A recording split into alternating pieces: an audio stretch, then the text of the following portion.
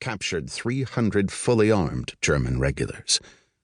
For 21 years he'd ruled Italy, but when the Allies took Sicily, then invaded the mainland, his fascist associates and King Victor Emmanuel III seized the opportunity to strip him of power.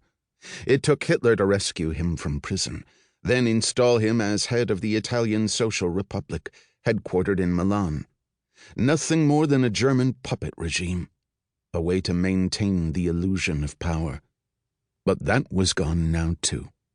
The Allies had stormed northward, taking Milan, which had forced him to flee farther north to Lake Como and the Swiss border, only a few kilometers away. "It is a calm day," Clara said to him. There'd been countless women in his life. His wife tolerated the mistresses because divorce was not an option, mainly on religious grounds. But what would being the ex-wife of Il Duce do for her? Not much. But of all his dalliances, Claretta Petacci held a special place. 28 years separated them in age, but somehow she understood him, never questioning, never doubting, always loving. She'd come to Como of her own accord to join him in exile. But fate was working against them. The Russians were shelling Berlin, the Brits and Americans racing through Germany unchallenged, the Third Reich in ruins. Hitler cowered in a bunker beneath the rubble of his capital city. The Rome-Berlin axis had collapsed. The God-forsaken war, which should never have been fought in the first place, was drawing to an end.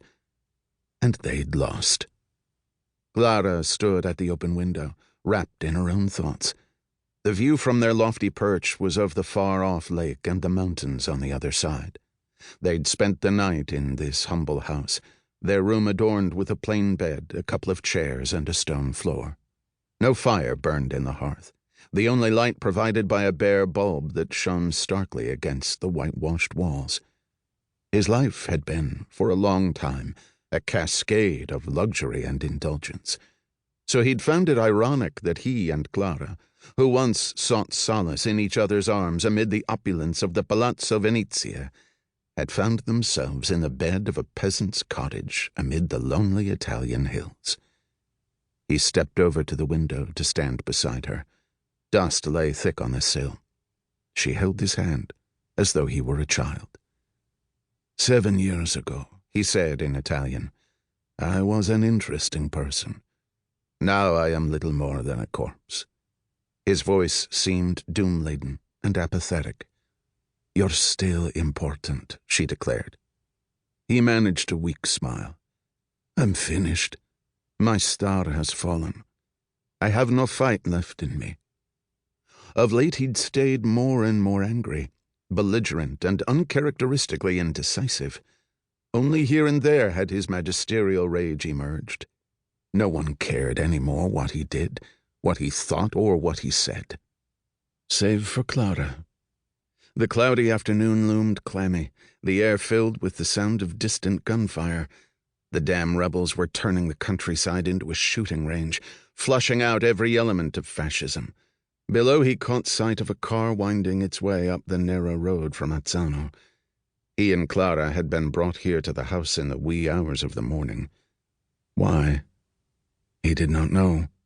But two bearded partisans, wearing peaked caps with a red star and toting machine guns, had stood close guard ever since, as if they were waiting for something.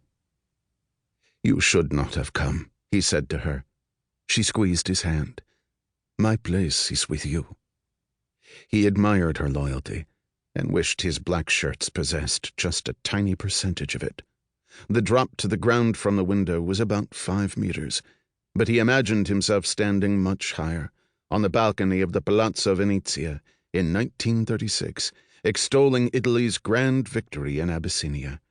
400,000 people had thronged the piazza that day, their reaction wild, ceaseless, and hypnotic.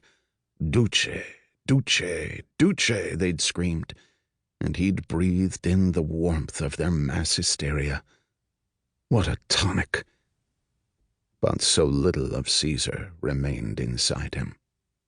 He retained his trademark bald head and paunched stomach, but his eyes had yellowed. To keep listening to this audiobook, I've left you a link in the description so you can do it, at no cost thanks to Audible's 30-day free trial.